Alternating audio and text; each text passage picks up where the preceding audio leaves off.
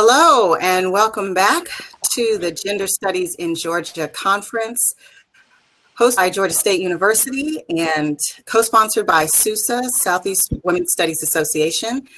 We had some incredible sessions this morning. We opened up with the outgoing president for NWSA, Primla Nottison, and she brought us welcome. And this, as you know, is a collaboration between state, regional, and national Women's Studies Associations. So again, my name is Dr. Stephanie Evans.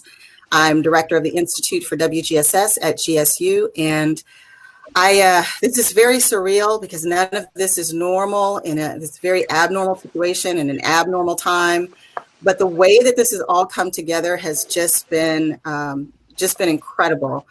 We had the Georgia State University panel this morning and the Kennesaw State University panel. So if you haven't, check out the schedule. Just a couple administrative details before we open up this plenary session that I can wait to hear about.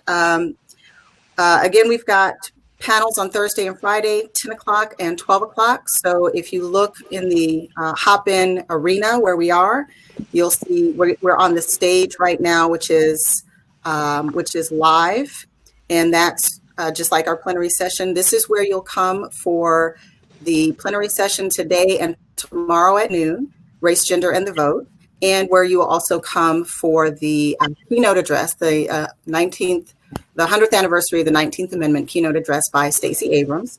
We'll log in at 4:30 for the welcome from the Georgia State University Provost and Dean, and at 5 o'clock we'll start the talk with Stacey Abrams. We do have receptions, just like a regular conference session. You know, we're all burnt out. We all have Zoom fatigue.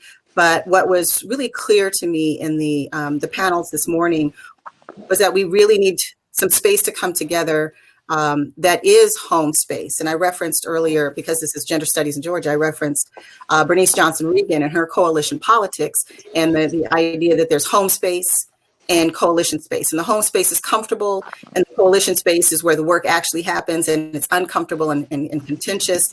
And WGSS is both of those. But the reception area is a place where we can gather this evening and tomorrow evening. And tonight's receptions will be themes. So we'll have research, graduate school mentoring, organizing and activism, and SUSA state meetings. So if you're in Florida or you're in Mississippi and you're in women's studies and you want to figure out how to do this, you can work with Stacey Keltner, who is amazing. This would not have happened without her. And so that's an area where we can all convene. Tomorrow we'll have the cohort groups, and that will be undergraduate students. So if you're an undergraduate WGS major or want to be a WGSS major, this will be a place where you can talk to all the undergraduates around the state, around the country. We have 450 people registered for this conference. So there's a lot of people coming in to chat about this. We'll have undergraduate student room, reception, graduate student reception, faculty and staff reception, and then community organization reception tomorrow evening. So we've got a lot going on, but again, this is a space, a feminist space that we created to re-energize our batteries. That's what conferences really are. There's some critical ideas, some critical thinking, celebrations, but it's a time where we're all in this fight. We're all struggling. We're all doing this work, and then we come together and energize our batteries so we can keep doing it. So with that, I will turn this plenary session, Persistence is Resistance, over to my partner, Stacey Keltner, who is just absolutely amazing, and she'll facilitate this plenary. And I can't wait to hear from you. Thank you all so much for taking your time to be on this plenary. I'm really excited about this work. Thank you. And thank you so much, Stephanie, for just the past few months working with you has been wonderful. If you don't know Stephanie personally, she's just as attentive and caring and generous in person as her scholarship is. So I'm very excited to be to introduce this plenary today. Persistence is Resistance, celebrating 50 years of women's gender and sexuality studies, celebrating a brand new open source book edited by Julie Shane. The plenary session features 3 speakers who will discuss perspectives of the historical and contemporary implications of founding women's gender and sexuality studies departments in higher education. Specifically, the panel discusses the publication of this open access book. Dr. Shane will talk about the origins of the Persistence is Resistance book project, the process of editing the book, and her goals for the collection. Dr. Beverly Guy-Sheftall will discuss her introduction to the volume, and Dr. Judy Howard will discuss her chapter, Turning a Feminist Lens on Administration. And I would like to just call your attention to the final word that Julie Shane makes in the book. She says, Persistence is Resistance tells part of the story of gender, women's, and sexuality studies first half century with the window into the next. And she says, as the title of the project implies, the mere existence of our programs, particularly as they evolve and have deeper institutional roots, is a manifestation of triumph. No women's studies program was welcomed with universal open arms, particularly the one started by women of color. Feminists have always been a thorn in someone's side and always will be. If we weren't, as they say, our work here would be done. As of this writing, we can say with 200% confidence, our work is nowhere close to being done. We're writing this as at least 140 U.S. cities are rising up against police brutality, state-sponsored violence, and structural anti-Black racism, protests that have now spread to at least 22 countries. The authors in the collection have made it clear that feminism and GWSS are about challenging intersecting vectors of power and privilege, be it through the development of Africana women's studies at Clark University, the leadership capacity of indigenous feminisms, or the power of a survivor telling her own story. We hope to leave you with this sentiment of feminist resistance, especially in these very bleak times. And this has been one of the underlying themes of the entire conference, that despite current realities, we persist, and the work matters, as Angela Davis recently put it. So our first speaker will be Julie Shane. Julie Shane is originally from Los Angeles. She earned her BA and MA from Women's Studies at San Francisco State University, and her PhD in sociology from UC Santa Barbara. Her first job was at Emory here in Atlanta. But her heart stayed on the West Coast, and so she went back. She's now a teaching professor in interdisciplinary arts and sciences at the University of Washington and co-founder and coordinator of their GWSS program.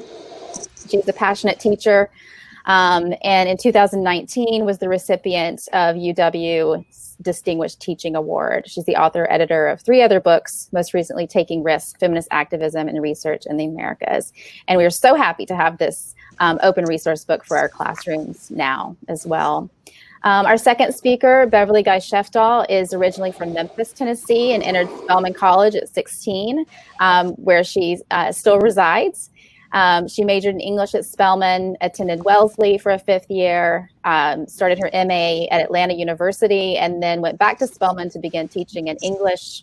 She received her PhD from Emory in 1984, and is now the Anna Julia Cooper Professor of Women's Studies and Chair of the Comparative Women's Studies, all at Spelman. She's the writer of many books, as you know, former president of NWSA, is the author and editor of the first anthology on Black women's literature, author of Words of Fire, Gender Talk, Still Brave, co-founding editor of Sage, a scholarly journal of Black women, and has been a major figure in the field for some time, as you know. Judy Howard is from Waterville, Maine. She earned her BA at Cornell, her MA from the University of Oregon, and her PhD in sociology from the University of Wisconsin-Madison. So she's traversed the whole country, has spent her whole career at the University of Washington, and is now emeritus professor in the departments of gender, women, and sexuality studies and sociology. She's served as chair of GWSS and as divisional dean of social sciences in the College of Arts and Sciences until she retired.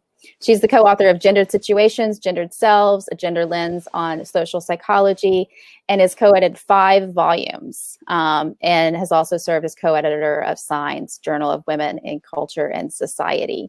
Thank you all so much for agreeing to be here and to talk about the development of this book, which is a very significant accomplishment. Thank you. Thank you so much, Stacy. As Stacy said, I'm Julie Shane, and I'm the faculty coordinator of Gender, Women, Sexuality Studies at the University of Washington, Bothell. Judy is at the University of Washington, Seattle, or was, and I'm at Bothell. And as she said, I do have a Georgia connection. I was at Emory for a few years. And I applied to Emory because I wanted to be at a school with a PhD in women's studies. That was sort of a fantasy thing, but I couldn't. My family and I missed the West Coast too much, and the last time I voted in person was actually in Georgia. I just checked the Georgia polls this morning, and Biden is now up again. Thank you. I saw that on 538, so it's very exciting. I watch that state very closely, and I'm very convinced that if he doesn't win in Georgia, it's voter suppression. So, but all of this drew me back, those hashtag no filters. That's just what we have in the Pacific Northwest with pictures from our phone, this and my family. So today I'm going to talk about the book, just a little bit of the content, and then the origins of it, the process of editing and what my goals were. And then if there's some time, I'll just flip through it really quickly since it's online, it's easy to do. So this is the landing page. It's hosted by Pressbooks, which is, I suspect a lot of your campuses have access to that platform. And it's the essays are from a collection of scholars all over the country, from undergraduate to faculty emeritus. And there's 30 authors or co-authors, not including the undergraduates who contributed their essays or their statements about why they chose GWSS. And it's divided. We represent 33 campuses where we teach or got our degrees in GWSS. And it's divided into 3 sections, both the history of GWSS, the praxis of it and doing it, and then woven throughout, I have student art, and then their short statements on what chose GWSS and why it's so important to them. Some of the topics in it are the history of San Diego State's, the first women's studies program, Clark Atlanta's Africana Women's Studies, the history of GWSS in the Global South, the name change, women's studies, gender studies, all of that. Pieces on feminist pedagogy, feminist administration, which that's Judy's piece, and she'll talk about that. The pieces about indigenous feminism, Latin American feminism, ecofeminism, Africana feminism, all of these things from the point of departure of why it matters to have GWSS to teach these types of topics, stuff about feminist publishing, how to get jobs through GWSS on community colleges, the Know My Name, the memoir Know My Name, stuff like that. There's a lot of Georgia connections in the book. The introduction by Beverly, of course.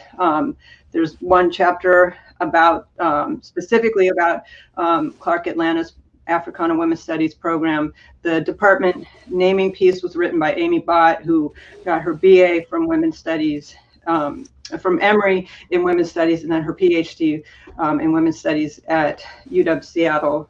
And it had changed the name. Both of those programs had gone through name changes while she was, which is one of the reasons I asked her to write it. And Carrie Baker wrote one of the pieces. She got her PhD from Women's Studies at Emory, and is the chair at Smith College now in their program. There's 4 co-authors from Clark Atlanta, and then the undergraduate student who wrote her own essays from SUNY Albany, and that program is chaired by an Emory alum. This is some of the student art that is woven throughout.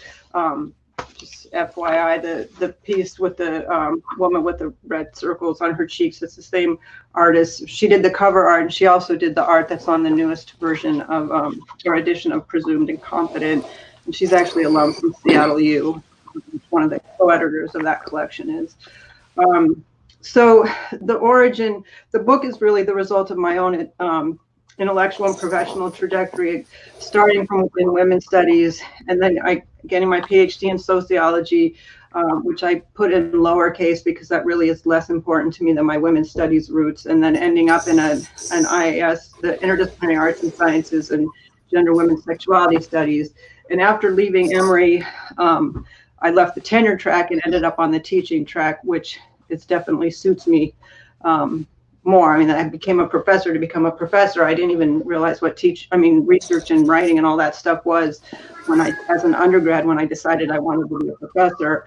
And being on the teaching track allowed me to do public scholarship and open access and all of this sort of stuff. And when I was going on sabbatical, I knew I wanted to research the history of women's studies, and started reading it and doing the background research, and all of the narratives were just so white, and I was really frustrated, not particularly surprised, knowing how our discipline tends to do stuff, but really frustrated, and also surprised based on my own women's studies training at San Francisco State, which was very Black and women of color feminist centered, not just the faculty, but everything we learned. I had an experience editing a book, even though I said I would never edit another book. After I edited the book, I knew how to do it. And I had done the Ms. Magazine Popular Writing Workshop at the NWSA, so I sort of put all that together and decided to move forward with this. So I came up with the topics that I wanted included in it. There was two I really wanted included that I wasn't able to find authors for, and one was disability studies in GWSS and trans studies in GWSS. And despite asking lots and lots and lots of people, I couldn't find anyone who was able to do that for me, either of those. I identified authors through my own networks, or went and started pouring through NWSA programs, finding people, but was very determined I wasn't going to ask someone to write about Indigenous studies if they were a non-native, or I wanted people from their own communities to be writing about these topics. So it was very, it took a lot of work, and just went pouring through GWSS department web pages and looked for potential authors. And I decided from the beginning I wasn't going to have more white authors than authors of color. So, and after a while I got more sociologists than I wanted, just because of my own network. So I had to stop asking sociologists, even if they were not people I had found through my networks. I did a push for students through social media, mostly Instagram, to find the artists. I worked with my own student, Nicole Carter, as the artist to get student artists. And I learned how to use the platform Pressbooks, which is what this is on. My goal is to celebrate GWSS, ultimately to grow GWSS, because as what Stacy was reading, our work here is not done. We have, and I mean, I don't need to tell everybody that. So because it's open access, I embedded links everywhere. Anytime anyone wrote about, we cited ourselves and our programs. There's in the back, I have all about our programs, not just where we teach, but where we got our degrees. So anybody that's reading it, if they were interested in Alaska, if they live there, there's an Alaska program, because one of us got a degree there. One of my goals is to grow GWSS. Wanted to document the history and make sure the presentation doesn't continue to be as white as a lot of the earlier publications are. I wanted all the authors to have some connection to GWSS programs, not just doing GWSS scholarship. And the collection, I wanted it interdisciplinary, like I said, not just all sociologists. Collaborative between students and faculty. Open access, minimal jargon, and I wanted short essays, like I was picturing sort of the Atlantic and Ms. Magazine meet, This is some of the praise, and there's a QR code. I'm going to skip that. I'm going to go open just section 2 real quick. So I've just switched the screen. I'm going to share, see if I can do this. But I really want to encourage people to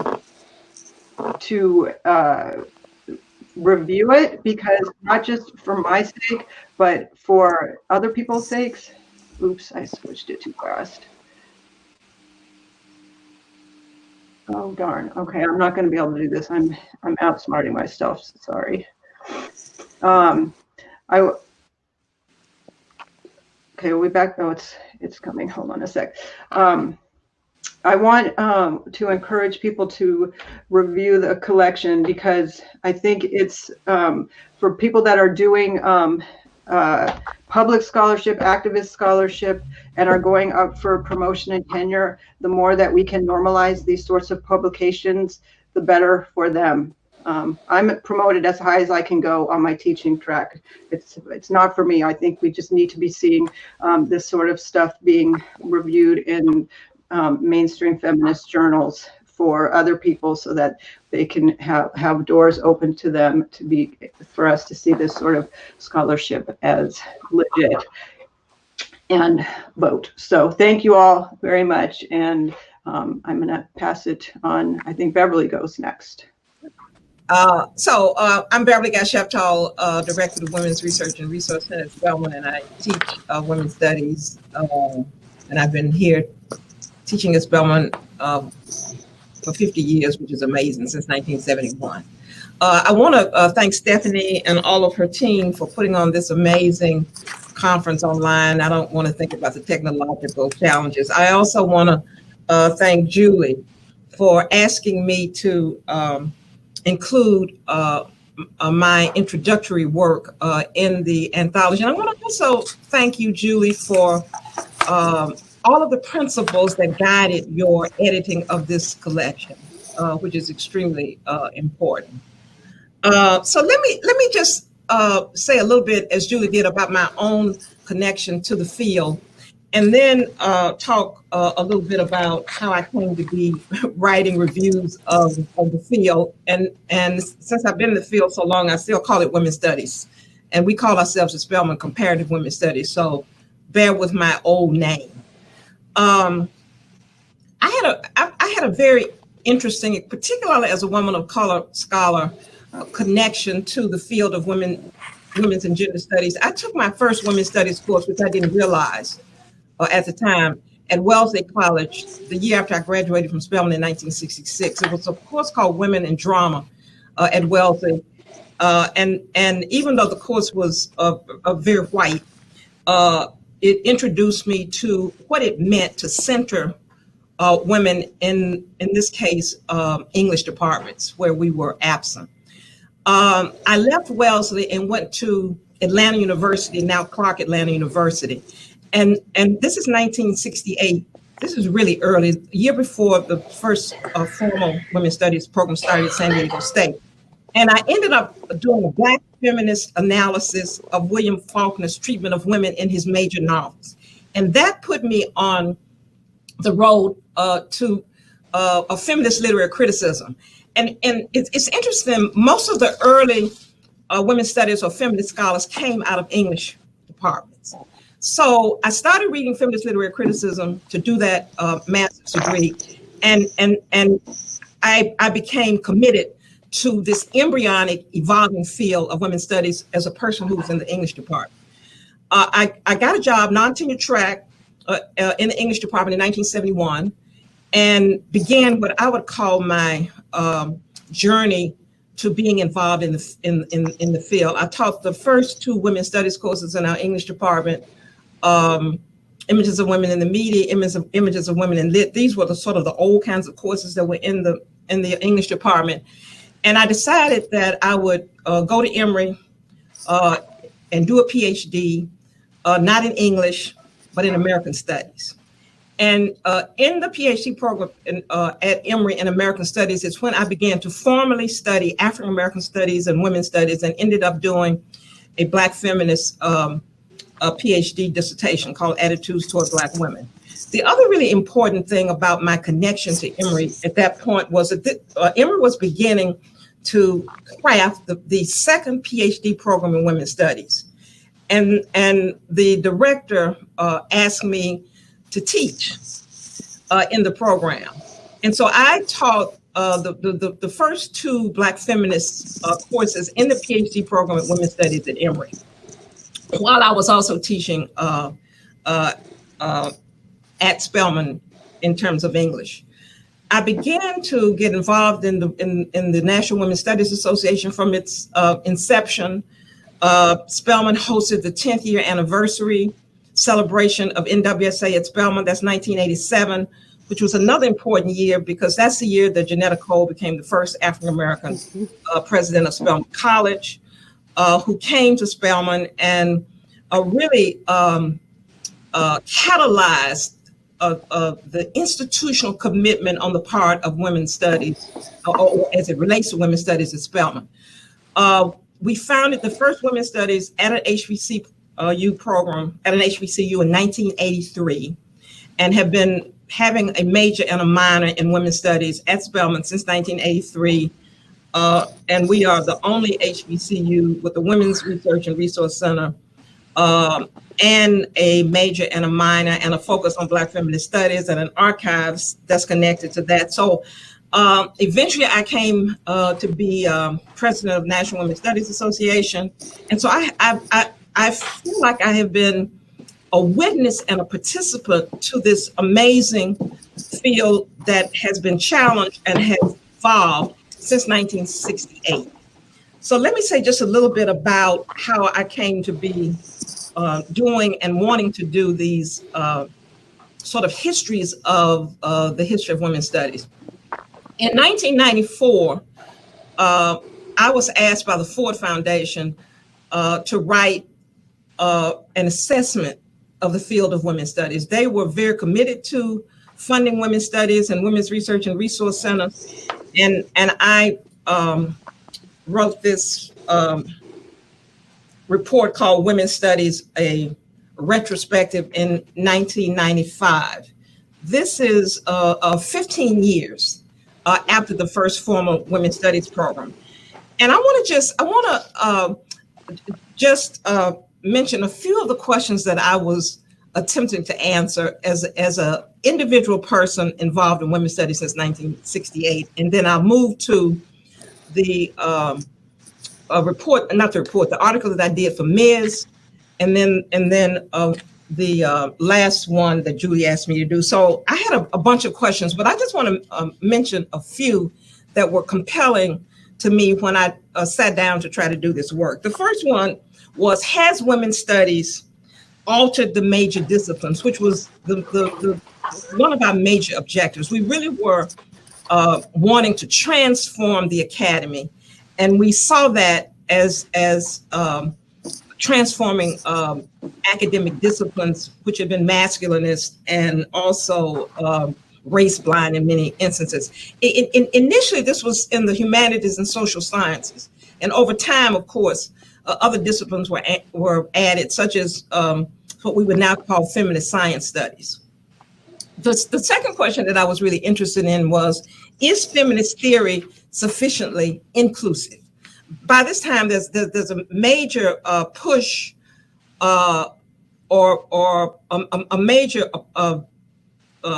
mobilization on the part of women of color, feminists and women of color in women's studies to push it away from its Eurocentric, mostly white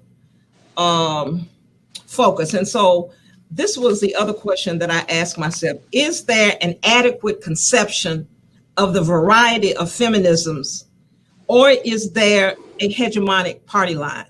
And of course, that was the whole idea that that women is a monolithic category, and all we need to do is understand women from a narrowly gender perspective. So I was very interested in that question. Another one was, have the needs of students changed in this so-called post-feminist generation? And one of the things that I hope we have some time to talk about is how have student demands or student profiles changed over time in terms of what our women's studies classes actually look like. And having taught women's studies since 1983, I can definitely see some changes in undergraduate students in particular. How do we attract more students of color including males, to women's studies. When I would run around doing reviews of women's studies programs, what I noticed very quickly is that the predominant audience was undergraduate white women students, unless there happened to be a woman of color teaching women's studies courses. Is that still the case?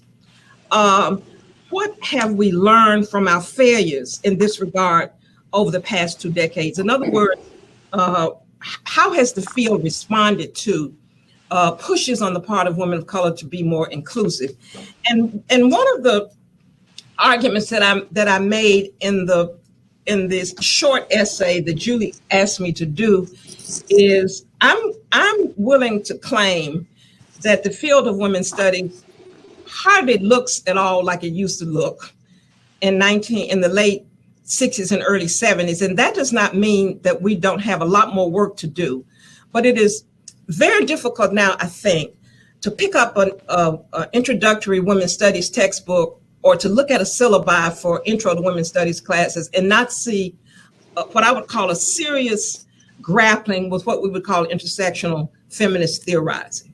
And so I would make the case that of the many interdisciplinary fields with which I am familiar, women's studies has made a valiant effort to rethink who we are.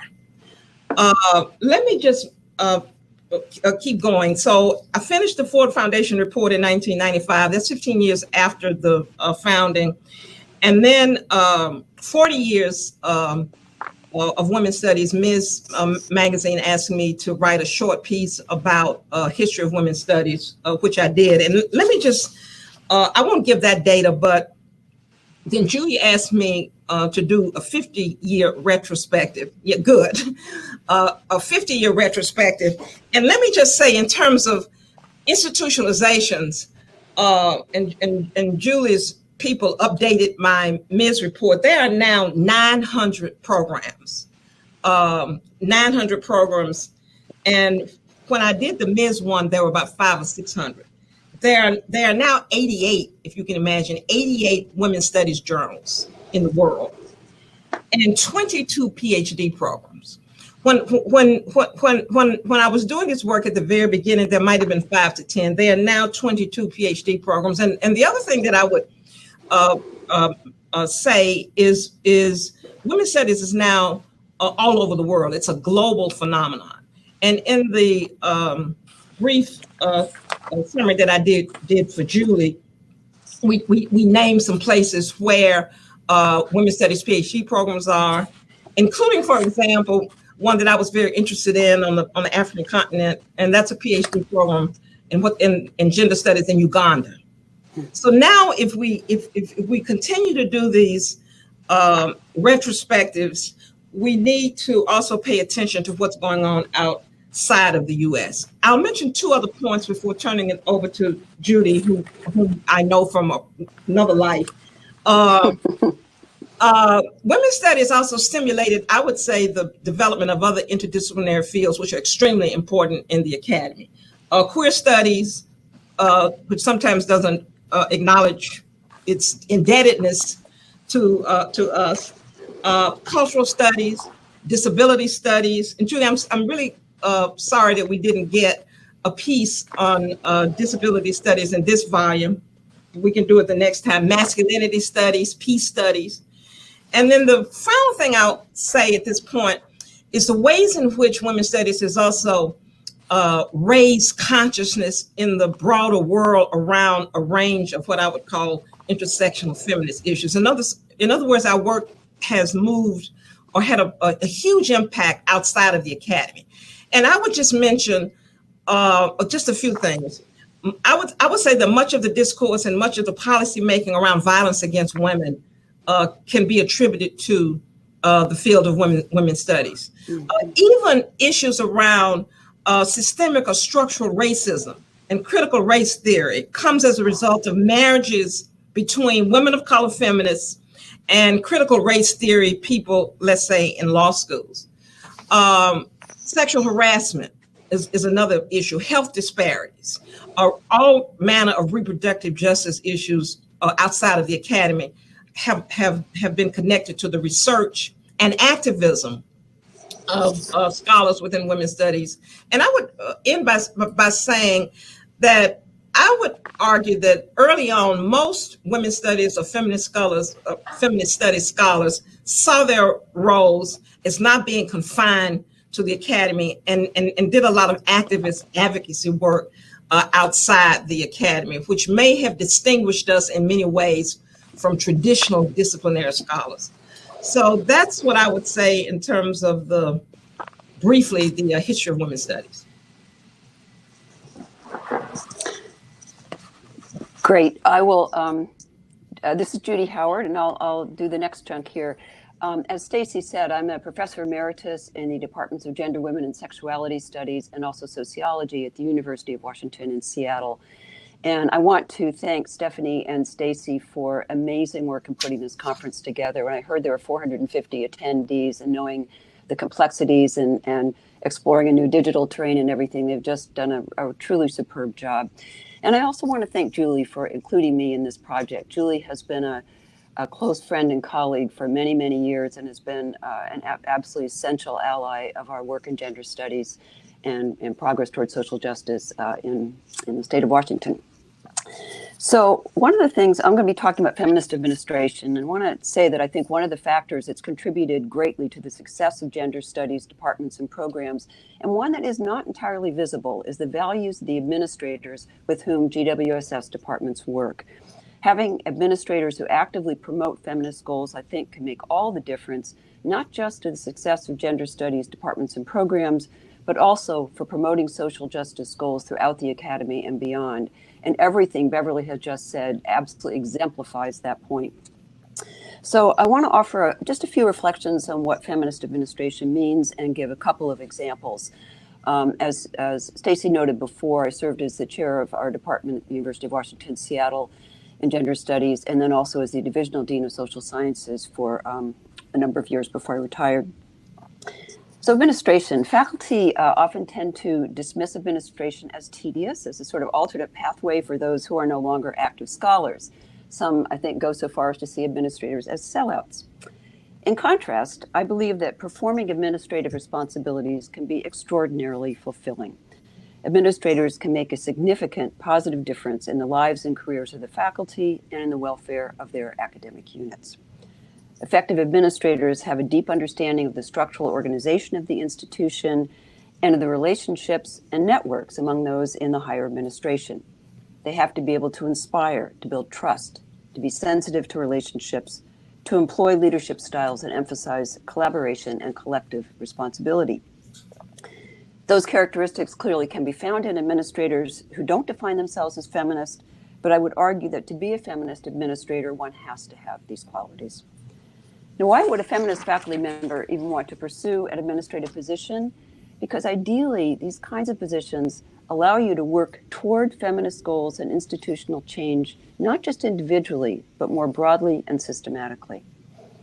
And I will illustrate this with just a couple of different instances in which I think having feminist administrators can make an important difference. One example is departmental recruitment and hiring. Another is faculty promotion, and of course, departmental and unit climate. But first, the question of priorities. In some ways, I think the impact of feminist administration is most powerful in the establishment of priorities. Who gets to hire? What fields will grow and what fields may shrink? What new initiatives are most important? What ones will not gain traction? What new directions of faculty research are valued and by whom? Effective feminist administrators will find ways to bring attention and respect to fields, to departments, to scholars whose work may have been ignored in the past. In some ways, this has been the greatest challenge over the past 50 years of gender studies. In its early years, the field was neglected. But we have now had more than 5 decades of feminist scholarship and more recently feminist administration. And I think we have all experienced that gender studies is now deeply recognized and respected at most institutions around the country, indeed around the world. So let me take up the topic of recruitment. Faculty hiring is clearly a critical opportunity for any department. Through hiring, feminist values can be deepened or they can be overturned. Most academic institutions these days assert a commitment to diversifying the faculty. Feminist administrators make sure that recruitment practices actually do promote that goal. A feminist administrator will argue that positions need to be allocated across departments in such a way that diversification of the institution is indeed promoted through hiring plans and practices.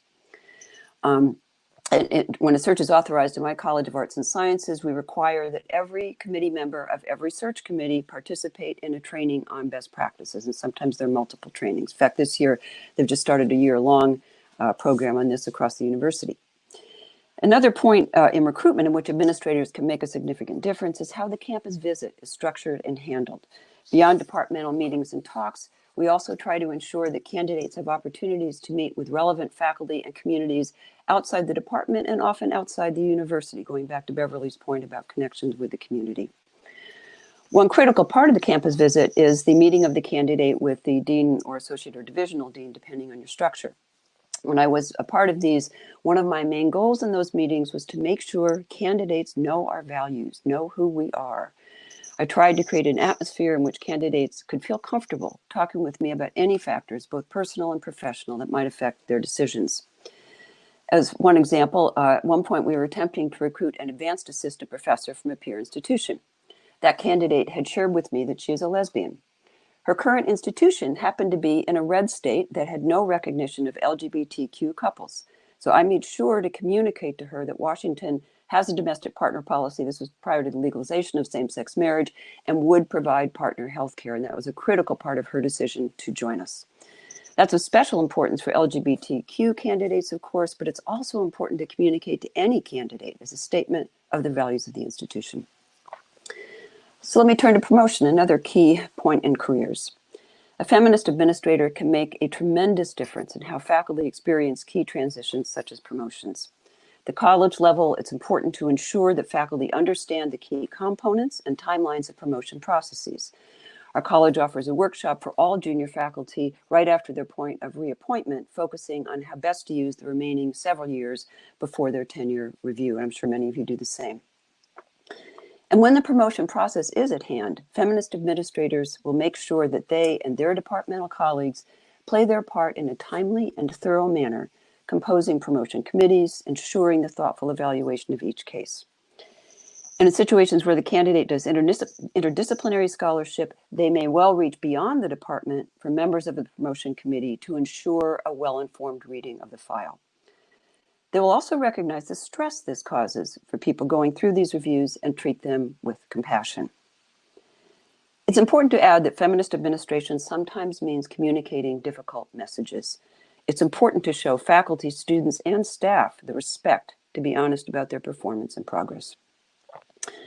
Feminist administration also entails facilitating colleagues' own recognition of who they want to be personally and professionally, and sometimes this means a change of course. If an assistant professor is increasingly focused on activities that might not earn them tenure, a feminist administrator will talk with them honestly, but not with a prescribed agenda. And let me turn just briefly to the question of climate. Good administrators are not just bureaucrats. They can play a key role in creating a welcoming and supportive climate, both within departments and beyond. More generally, it's important to create a climate of opportunity and possibility. Administrators are in positions that filter many and varied opportunities. It's critical to make sure that those are brought to the attention of those who might profit from them. And if support is needed, whether that's financial, temporal, or symbolic, to offer that. Now, I don't mean to sound naively optimistic. There are obstacles to everything I have mentioned here. For that reason, it is critical to create and sustain community among feminist administrators in order to accomplish these goals, but also to keep oneself going. When I first became the department chair of our, what was then Women's Studies, now GWSS, there was only one other woman among the 15 or so chairs present at our monthly divisional meetings. By the time I retired from the divisional dean position, there were more women than men in the room, and we have moved from 3 chairs and directors of color to 6 chairs and directors of color. Those gender and racial balances profoundly change the conversation. I'll move to a final section here. It says a little epilogue I wrote that has to do with the COVID-19 situation. I wrote this piece originally for Julie's collection just as the COVID-19 pandemic was gaining steam. As the months have passed, it has become increasingly clear that the impact of the pandemic is being felt in the academy and in so many other arenas in ways that are aligned with enduring racialized and gendered dynamics. Articles in the Chronicle and Times Higher Ed and Inside Higher Ed all report that having to move a workplace from the campus to one's home has meant that women are picking up more of the housework, more of the childcare, more of the homeschooling for their children. This has had the entirely predictable consequences that their academic productivity has suffered. Journal editors report reductions in submissions from men that are markedly steeper, from women, that are markedly steeper than those from men. Overloads of service work are becoming even more disproportionately assumed by women, especially women of color. Feminist administrators need to pay very close attention to these patterns and proactively implement policies to address and ameliorate the effects of these gendered and racialized impacts. Tenure clocks can be suspended. No instructors should have their teaching evaluated in traditional ways. Indeed, this is an opportunity to address the longstanding problems with the traditional teaching evaluation methods. The key is that feminist administrators need to do everything they can to make sure the effects of this worldwide pandemic do not even further deepen and entrench the already profound gendered and racialized inequities in the academy. So let me stop there. Thank you all so much for a wonderful panel and for all your work on this book, and really very excited to hear people talk about administration in this way and to talk about, you know, the connection between scholarship and thought on the one hand and social justice movement on the other, and how they're not distinct, and the field and administration and this kind of service work is part of movement itself, which is a refreshing thing to hear. We have a few questions. I'll start with one. How do institutions, faculty, undo the creation of a chilly climate by a leader, like a dean? Let me jump in on that. I think one of the most important things is for the administrators, deans, divisional deans, whatever the appropriate level is, are very proactive in expressing their commitment to and enforcement of expectations of true collegiality and explaining exactly what they mean by that. I think if it's left at the department level, that doesn't, then you're depending on, you know, who the leadership in any given department is. And I think it's really important to demonstrate at a college, in fact, university level, just how important these expectations are. As Julie knows, at the University of Washington, our president, Anamari Kause, I think it was 5 years ago now, established a race and equity initiative for the university as a whole with a set of benchmarks and expectations and so forth that has become all the more important for, I think, very evident reasons as time has gone on.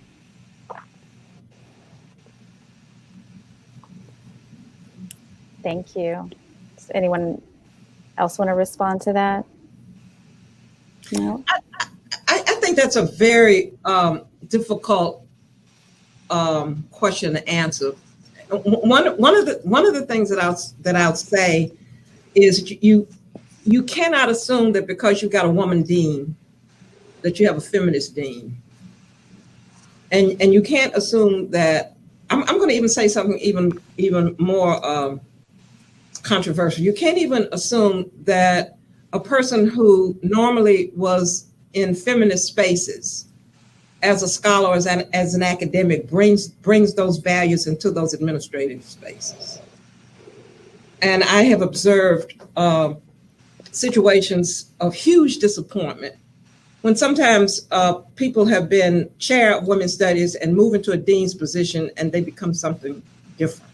So I think that that's something that we have to acknowledge, that people behave differently in different spaces. And it's very challenging, and it's something we have a difficult time talking about. And I have certainly seen that in president's offices too. So the question is, how can we get people to maintain, let's just say, feminist principles in every one of their spaces that they get to in the academy? And that can be a big challenge.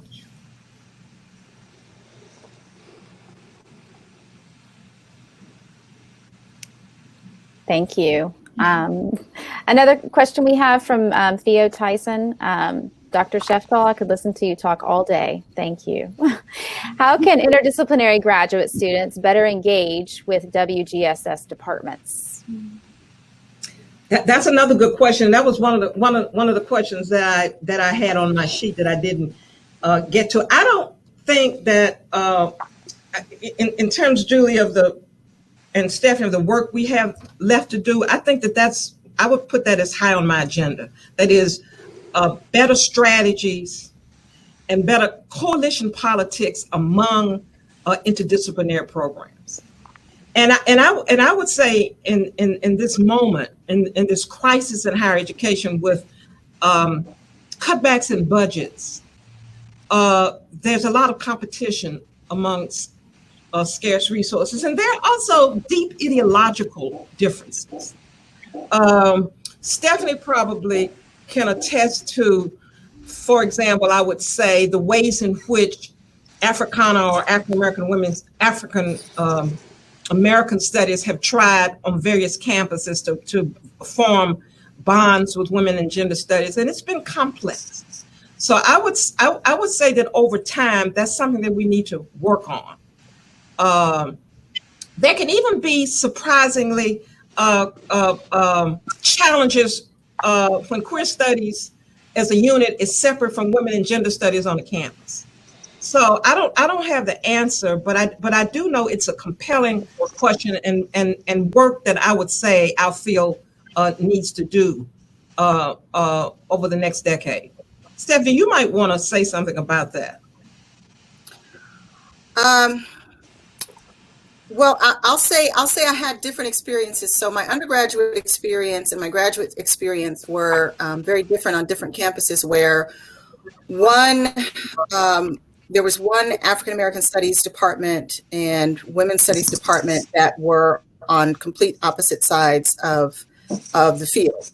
And in another, when I went to my graduate program, the African American Studies professors were saying, as a recruitment tool, this is why you should come here, because we have excellent relationships, not just on paper, but we actually do curricular exchanges, and we have share some of those same values where we encourage, because there's kind of this, well, we encourage you to do this, but when students try to take a class or they try to get a certificate or something like that, it's kind of we see this in advising too, like, oh yes, women and gender studies is great, African American studies is great. I mean, you wouldn't want to major in it, but and so I think that there's a difference between how campuses operate, and definitely because I went to undergraduate school in the West Coast, that ethnic studies and that kind of how we're seeing this now.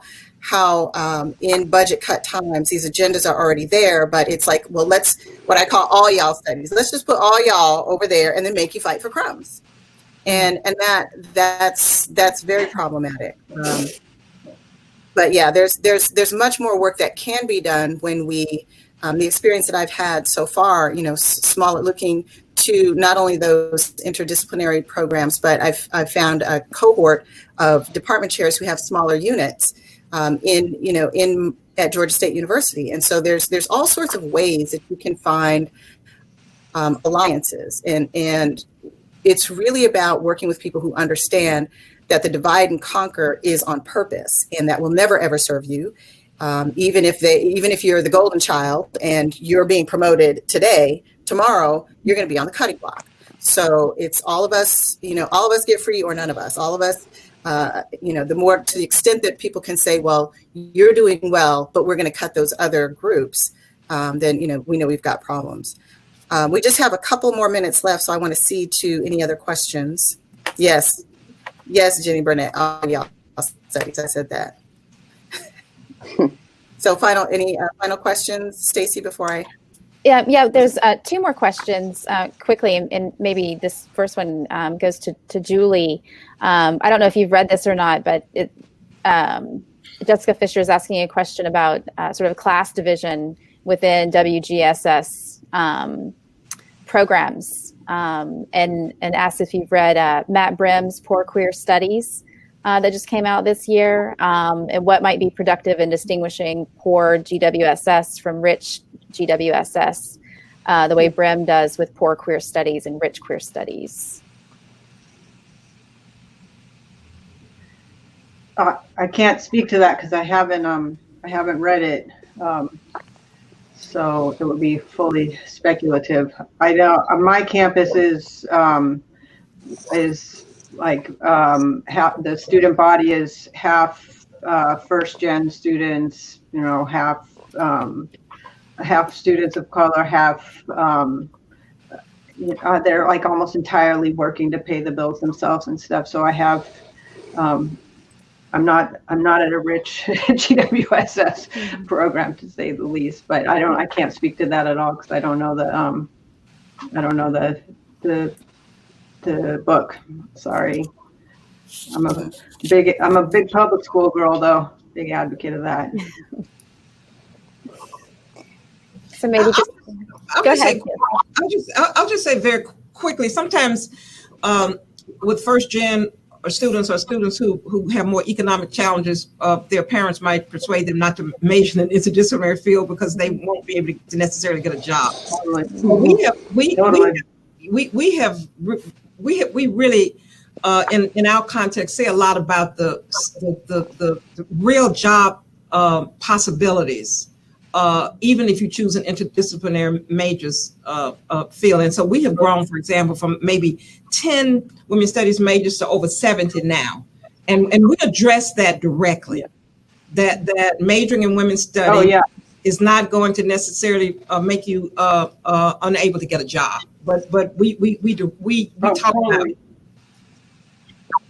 That's why I asked Michelle Tracy Berger and Cheryl Radcliffe to write the piece in the book about the jobs, because when I first started teaching at UW-Waffle, the career services would always come to the classes and do pitches and stuff, and I was so just kind of grossed out by that, thinking about a college education as being just a path to a job. And then after a while, I was like, these students are working class students. Every year they're getting more and more into debt, and some kids of immigrants and blah, blah, blah. They need jobs, and I don't want my students not picking GWSS because they think they're not going to get a job out of it. And so I'm constantly talking to them about it. And that was a really important essay to me to include. And I was so grateful to them to take the time to do it, especially because Michelle Tracy Berger was on sabbatical herself. And, I got a big sabbatical response, which is basically talk to the hand. And she said yes anyway. So, it's hugely important. And I just was talking to hopefully a future major yesterday about why she should do it and why there are jobs at the end. I mean, there are way more skills. They're getting way more skills through this degree than they realize. Mm-hmm. So one last fitting comment in the chat that maybe we can end on.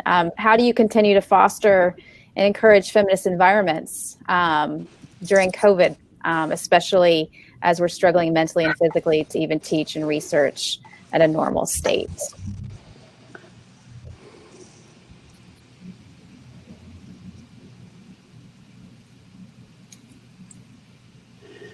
I just venture a thought or two. I think because we're working in virtual environments completely right now, I think it's actually prompted people who might not have really been thinking about feminist values to be much more attentive to supporting each other, to be connecting with each other, not through work, but through more general just social context, in order to make sure people don't feel abandoned.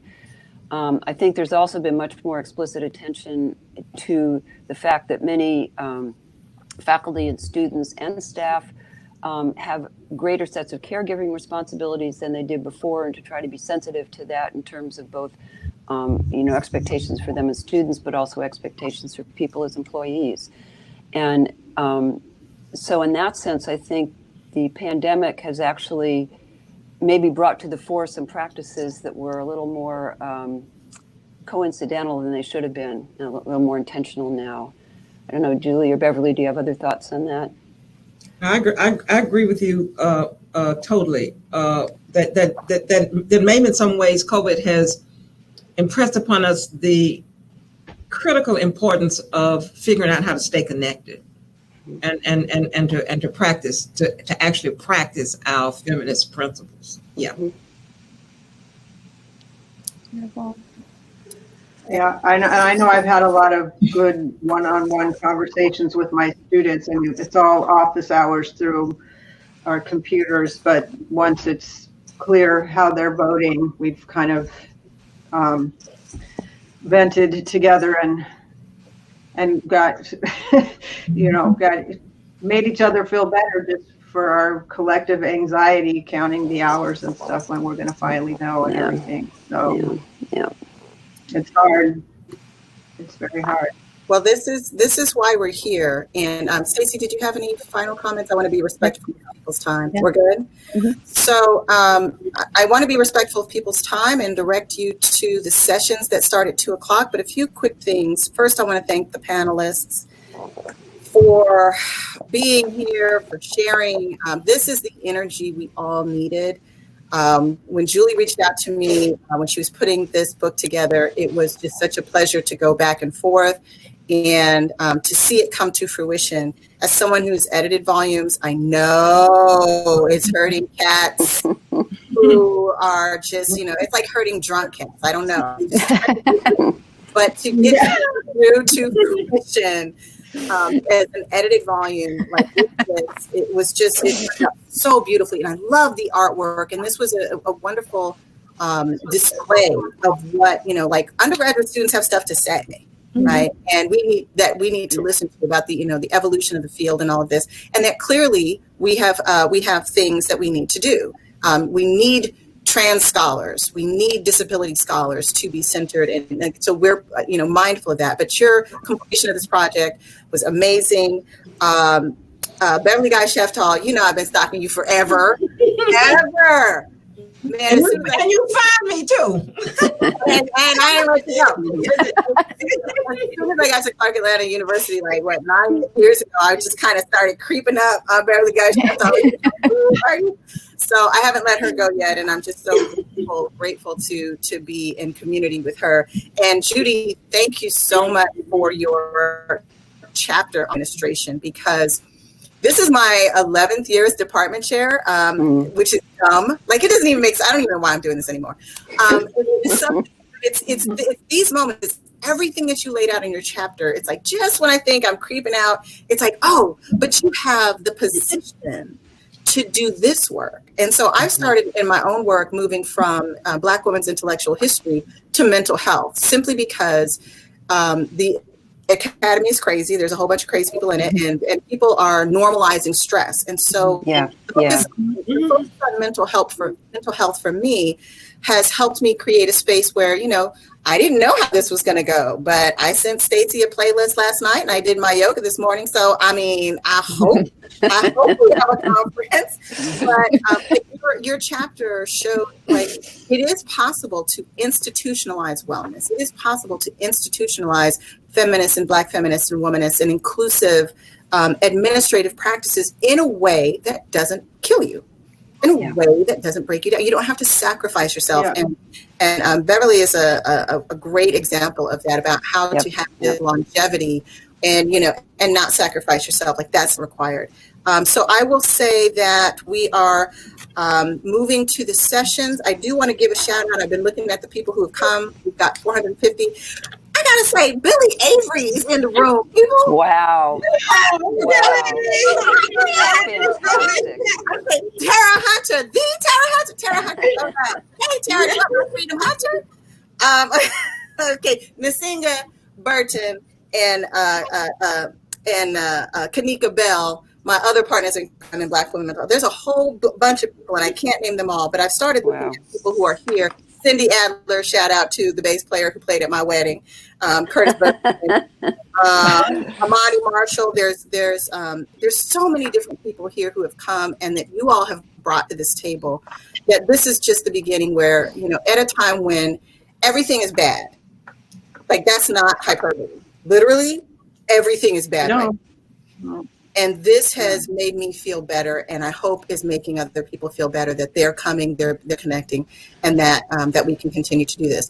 So we're going to shut down for an hour. We'll meet you back for the 2:00 panels, which will be University of Georgia, chaired by Juanita Johnson. Can I say something, Stephanie, before we all go away about I want to make a special plug for people who are at higher ups or at all connected to administration to share Judy's chapter and Lourdes Torres's chapter. Just anybody you know in administration, just send them to them. They're open access. Just send them the links directly to the chapter, not to the entire book, just both of them, because I send them to my vice chancellors.